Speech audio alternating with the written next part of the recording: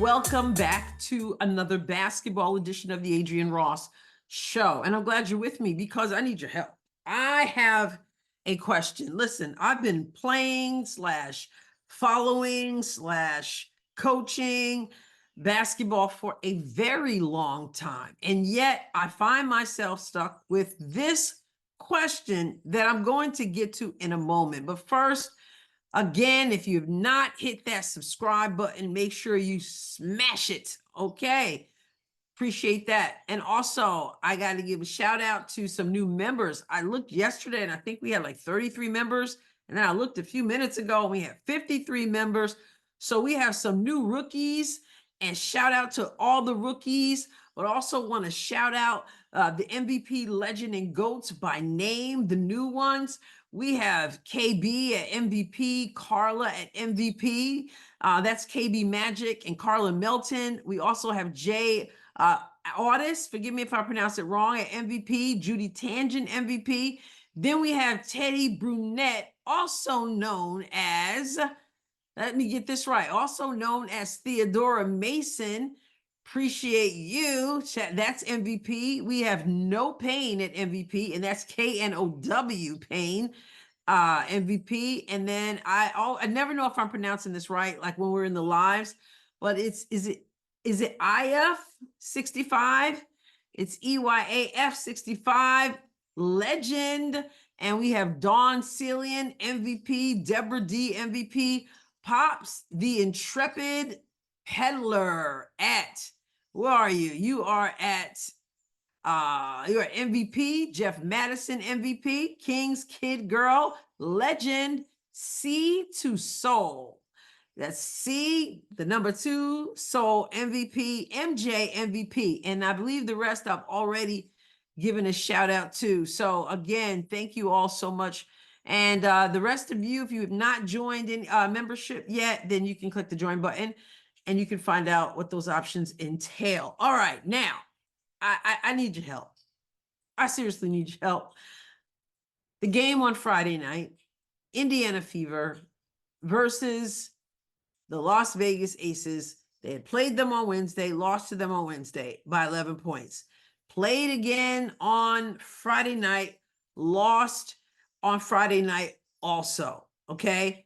So I'm going to first play you this these comments by Coach Christy Sides, because of course people are going to ask her about that play with 23.3 seconds on the clock and you're running out of time and it's a 3-point, you're down 3 points, and the play ends up with Aliyah taking the 3-point shot, and people have questions about that.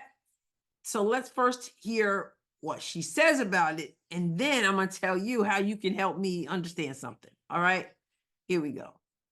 Actually, before we get to that, I would be remiss if I didn't say congratulations to Caitlin Clark, WNBA record assists in a season, 317 assists and counting, by the way.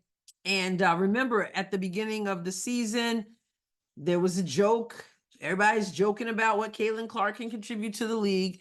And that included Dejanay Carrington saying that Caitlin Clark was going to be the assist leader, to AT, Alyssa Thomas, who says something like, "Don't play with me, Nay." And so that was a joke. And then Cheryl Swoops, she came in with laughter, and that was a joke. It was all a joke. And look where we are right now. So Caitlin has kind of proven a lot of people wrong. And yeah, a lot. From Gino Auriemma to Cheryl Swoops to Diana Taurasi to, I mean, I could go on. And so congratulations to Caitlin on that.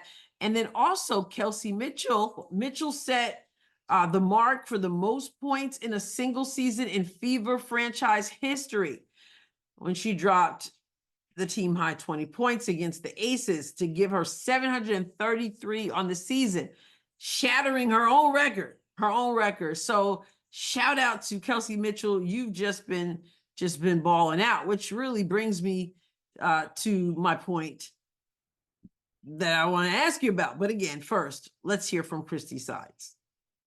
There were 30 seconds left and Aliyah took a shot. Could you talk us through that possession and what you were looking for in that play? Yeah, people know it's gonna be really hard to get Caitlin a shot in those possessions. Like, we wanna make sure, like, she, between her and Kelsey, you give them both options. In that play that we ran, they had a pin and they had a hammer action on the weak side. And they're gonna take away something, so you just have to be ready. And AB came to me right before, she said, Coach, do you want me to spread out to the corner three? I said, be ready, because they're gonna take that shooter away. And it was a great shot. It rimmed in and out. I mean, that was a great shot. This girl has gone and worked really hard on that part of the game. I have a lot of confidence in her to take that shot. I mean, teams are gonna scheme against Caitlin Clark and Kelsey Mitchell. They're gonna do everything they can to make somebody else take that through. So it's just on us, gotta find a way to get the ball in their hands and let them take it. But I was so okay with that wide open three by Aliyah Boston. You heard what she said. I'm not quite sure what the plan was. Doesn't sound like she drew it up for Aliyah Boston. Sounds to me like she said that Aliyah Boston asked her. This is Aliyah coming to the coach and saying, Coach, do you want, basically, do you want me to go out to the corner and be ready? So that clearly wasn't what she was planning to do if that happened. And when I was doing my members only live after the game, I went through that play a few times and I said, well, I see Aliyah talking to her. I could see when Aliyah stopped her, tapped her, and said something to her. So that must be when Aliyah asked the question. So I don't know what the play was, if that wasn't the play where she ends up wide open, but she does end up wide open. Here's my question. Why do you draft a prolific scorer in the WNBA? Why do you bring in someone known for scoring, as in Caitlin Clark, someone who has broken all kinds of scoring records? Why do you bring them to your team if you don't want to use them to win games? I mean, is it just me, or do you actually get players with the ultimate goal of making you win the game? I mean, that is the point, right? I mean, the point is you bring somebody in because you want to win games. And so you bring them in because you believe that they can help you win games. Okay, I think we can agree to that. So if that is the case, please help me understand why your mindset is teams are not going to allow Caitlin to shoot the three. So we got to do something else. I don't understand. Like, when you brought in a prolific scorer, you knew that they were going to make it hard. She said they're going to make it hard. Yeah, of course. They're going to make it hard. Yeah, they're going to have schemes to stop Caitlin Clark. You already knew that when you brought her in. I mean, she's known as a shooter, but you brought her in. So you didn't bring her in not to use her in those moments. You brought her in because she has a skill set that means that she can score. So then as the head coach, if I'm thinking correctly, as the head coach, your job is to also have stuff in your arsenal to make sure the prolific scorer you brought in is able to get looks, to get the ball, to get a look, to get a shot, to win the game, which is the ultimate situation, which is why you have her on the team to begin with. And on this team, you have not only Caitlin Clark, but you have another prolific scorer in Kelsey Mitchell. You have another good three-point shooter who leads the league in percentage for three-pointers in Lexi Hall. You also have on the floor at this point that I'm going to show us that she's talking about here with 23.3 left on the clock. You also have on the floor Damaris Dantas, who had shot and made 2 3-pointers in that game. And then you have Aliyah Boston, whom you say she's worked really hard on that, and I have complete confidence in her. Now, I don't know why you have complete confidence in her in that game over Caitlin Clark, over Kelsey Mitchell, over Lexi Hall, over Damaris Dantas, because I don't know the last time that Aliyah Boston shot a three-pointer, made a three-pointer, I should say, in a game. I didn't have a whole lot of time that I wanted to spend looking. So I just looked through September. They've had several, I don't know, 3-4 games in September already. And she's not made one three-pointer all of September. Damaris Dantas, she had 2 in that game. So again, I don't know what she drew up exactly. But whatever it wasn't obviously to free up Caitlin Clark because she's not freed up. Aliyah Boston is the one in that left corner where usually we see Lexi Hall. My point is, you bring her in to win games, to help you win games. It's the perfect situation for her. And then you've got others you can go to.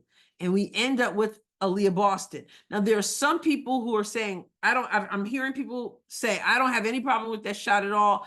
I'm sorry, I do. I'm sorry, I do. And for reasons that I just said, but also for some other reasons. So let's take a look at it. And then I'm going to tell you what I think. Check it out.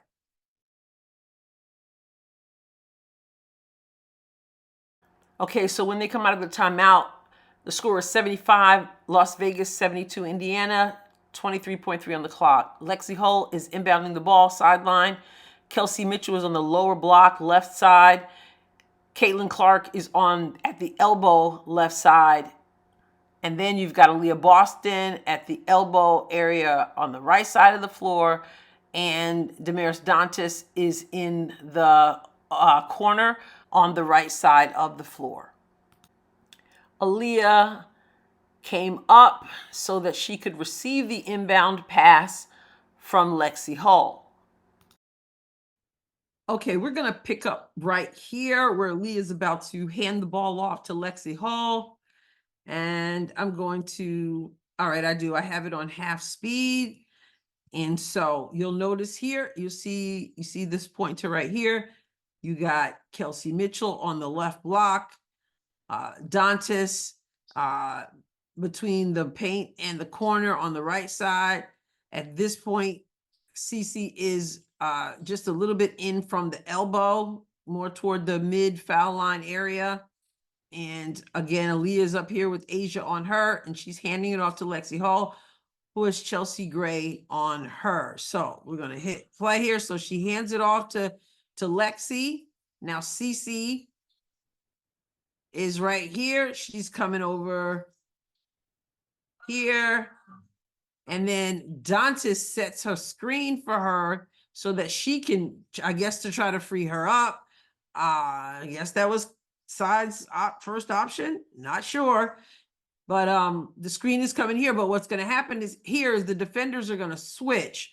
So Cece's not open. But at the same time, Aliyah Boston is setting a screen here to try to get Kelsey Mitchell open. Okay. So here we go. There's Kelsey Mitchell. There's the pass into Kelsey Mitchell. So she gets the pass. So Aliyah going to step out here to the corner. And Asia is not going to follow her all the way out. Remember, the score is 75-72. So coming out of that timeout, my guess it was 23.3 on the clock. You're going for a quick 2 or you're going for a 3. So you can go for a quick 2 and then try to go for the steal. If not, you can foul. But they opted to shoot the 3. So here we go. So Kelsey Mitchell got the pass. All right. Now, then she takes the drive to the basket. Now, Asia's all the way here. And you've got Chelsea. She's not going to commit all the way, but she's going to jab a little bit to try to, to catch Kelsey's attention, of course. And you've got Lexi up here. So all the way out here, you've got Caitlin, nothing going on here. Dantas is here. You've got Lexi Hall here. And you've got Mitchell with the dribble drive. And Aliyah's got her hand out for the ball. All right. So Kelsey Mitchell goes. And then she decides to dish it out to Aliyah Boston and for the tie, and she misses, and Asia gets the rebound. Okay, so again, granted, she's wide open, but that's not what you want out of that timeout. I go back to my original question, and that is, why do you bring in elite scorers, elite shooters? You bring them in so they can help you win the game. I don't care if Aliyah Boston is wide open. I don't care if Aliyah Boston is knocking them down in practice. I don't remember the last time she knocked one down in the game. And you've got Kelsey Mitchell on the floor, Lexi Hull on the floor, Dantas on the floor, and Caitlin Clark on the floor. And there was nothing drawn up to free them. But we've got Aliyah Boston over here. Usually you got Lexi Hull again over in this corner here. So whatever went wrong. And Coach Sides has got to, she said, we gotta do a better job of getting the ball in their hands. But I'm perfectly fine with that shot. She says, yeah, you do have to do a better job. And not only that, the regular season is about over. It's not like Caitlin Clark hasn't been covered all along. It's not like you didn't expect her to be covered, but we've got Aliyah. We can't come up with something to free her up. And you brought her into this league to help you win ball games. And you can't get the ball to her or Kelsey Mitchell. Now, Caitlin Clark hadn't scored a point going into the locker room for halftime. And she had been in foul trouble because the refereeing is horrible. Okay, we know that. So she hadn't scored anything, but she went off. She went off in the second half. And then Kelsey Mitchell was the reverse, right? She went off in the first. She scored 1 point the entire second half. All right, so she carried them in the beginning. Cece carried them at the end. We've had some big shots from Dantas had big shots. So, but here you have it. Again, my question, why do you bring them in if you're not going to utilize them? There's no way with these players on the floor that she should be the one where the play is where she's wide open. And there are people who may disagree. I say absolutely not. If anything, have Dantas playing her role. She's already hit 2 in the game. But what else could have happened here? Well, so Lexi Hull comes here. Here comes Dantas coming up.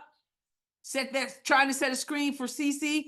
And already Lexi Hull's looking the other direction. Here comes Kelsey Mitchell. Now, they didn't have to have a 3. And look how much time is still on the clock. So Kelsey Mitchell could have driven to the back. We know that she can create her own shot. She does it all the time. Okay. So she could have driven as she can, as she is able to do. She could have stepped back as she's also able to do and taken the 3 or a short 2 if it was there, but she could have done more. But for whatever reason, Kelsey, who generally really doesn't pass the ball, she got rid of the ball here. Okay. So she gets rid of the ball. She gets it to Aliyah. And again, that's not really like Kelsey to do that, right? So even here, though, you've got so much time on the clock. You've got Kelsey Mitchell right here. And they're not paying any attention to Kelsey Mitchell. So Aliyah Boston didn't have to take that shot. Kelsey Mitchell can step back out, and Aliyah Boston can get the ball back to Kelsey Mitchell. So no, I'm not happy with the shot. There are other options there. There's too much time left on the clock. You're only down 3. You could have gone for a quick 2 if you had it. Could have dribble drive to the basket, but also could have stepped back out for the shot. So I'm not happy, but mostly, again, I'm not happy with Christy Sides because you've got a Caitlin Clark Caitlin Clark on your team you brought in. She's way out here. Lexi Hull out here. I mean, they're totally not effective at all. And that's my question again. I don't understand saying, well, whatever she drew up, it's because we know that Caitlin's not going to be open. We know that Kelsey Mitchell's not going to be open. We know that X, Y, and Z is going to happen. Well, your job is to figure it out. Yes, it is going to be hard. You say it's going to be hard. We know it's going to be hard. That's why you're the head coach, and so I said coming into the second half of the season that when it comes close to playoff time, a lot of times it comes down to coaching, and we're seeing that happen here. So I know that there are people who are saying, I'm fine with her taking that shot. She was wide open. I get it. But when was the last time she hit a three? That's all I got to say. And you've got scorers, prolific scorers on the floor right there, but you haven't come up with anything to get them open. And that's a problem. It's a problem. And it was rushed. It was in the clock. So yeah, that's my take on it. But you can tell me, is that what I mean, is that what it was like for Reggie Miller, for example, a great shooter? Was it like, the coach just said, yeah, well, he's not gonna be open, so we're not gonna drop anything for Reggie Miller really, or just have something a little weak there, and we'll let somebody else shoot the ball. Or in the case of the Lakers, the Los Angeles Lakers, well, Kobe, he's going to be face guard. It's going to be hard to get him open. So let's just, get the ball to somebody else, or not even just Kobe Bryant. I mean, you got Robert Horry, who was, very, very good at shooting that corner 3-point shot, big time shots from Robert Horry throughout the years. But no, we don't want to give it to him. We're going to give it to, I don't know, name somebody. I would say Derek Fisher, but he's known to drop a few threes here and there. But you get my point. It's side's responsibility to figure it out. And it's not going to get any easier because it's playoff time and everybody shifts into another gear for the playoffs. So, you can just comment make a comment because like I said, why are you bringing them in if you are saying that they can't do what you brought them in to do because they got schemes to keep them from doing it? Yeah, that's why you need a counter, right? To get them open, because that's why they're there. Otherwise, why bother? Just a question. All right. I'll catch you next time, God willing. God bless you abundantly.